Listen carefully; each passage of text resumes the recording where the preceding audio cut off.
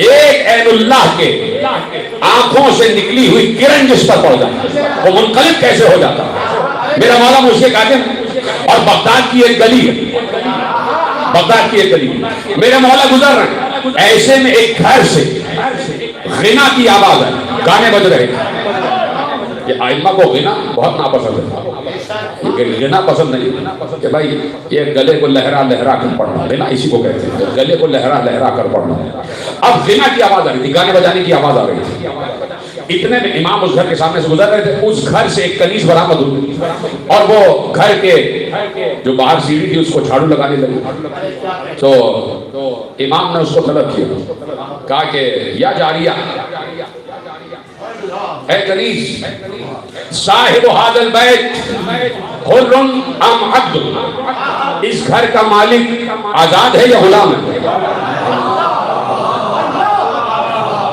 اس گھر کا مالک آزاد ہے یا غلام ہے؟ اس کنیز نے کہا کہ میرا مالک غلام کیوں ہوگا, ہم اس کے غلام ہیں, وہ تو آزاد ہے. اچھا اچھا, میں سمجھ رہا تھا کہ آخرت کے حساب و کتاب اور سوال و جواب سے آزاد ہو چکا ہے. آخرت کے سوال و جواب اور حساب و کتاب سے آزاد ہو چکا ہے.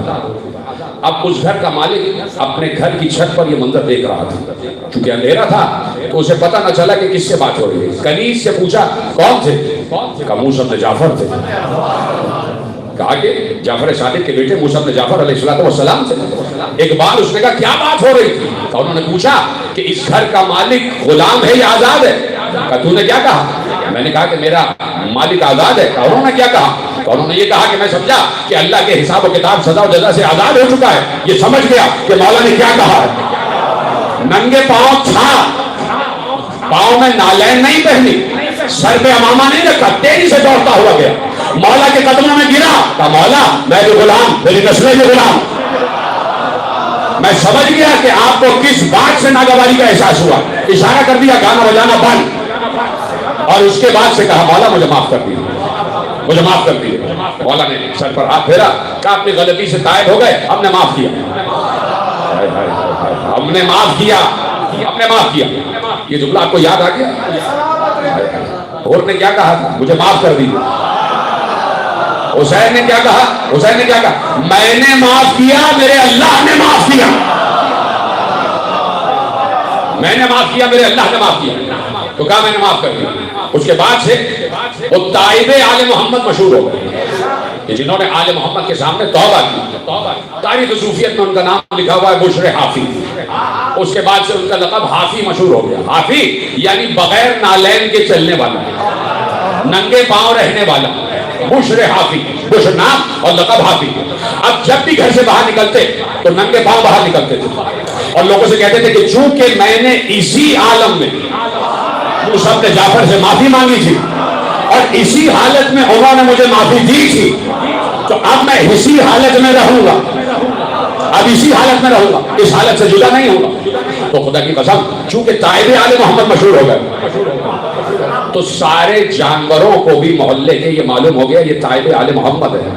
تو لکھا یہ ہے کہ بشر حافی کے علاقے کے چاروں طرف جو گلیاں تھیں, ان گلیوں میں کوئی بھی جانور نجاست نہیں کرتا.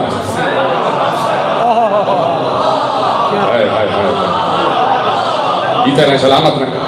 ان گلیوں میں کوئی بھی جانور نجاست نہیں کرتا. کہ جانوروں کو بھی یہ شعور تھا کہ یہاں سے تائب آل محمد کو گزرنا.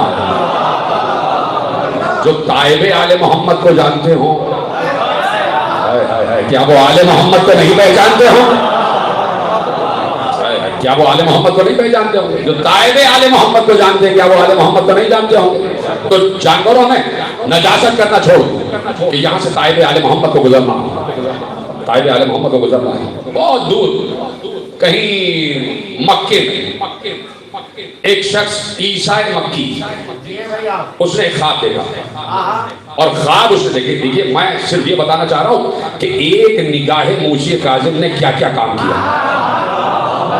اپنے دور کا عین اللہ, عین اللہ الناظرۃ فی الارض, زمین پر اللہ کی دیکھتی ہوئی آنکھ, اس آنکھ نے کیا کام کیا کہ کہاں تک انسان کے درجے اور مرتبے میں اضافہ کیا.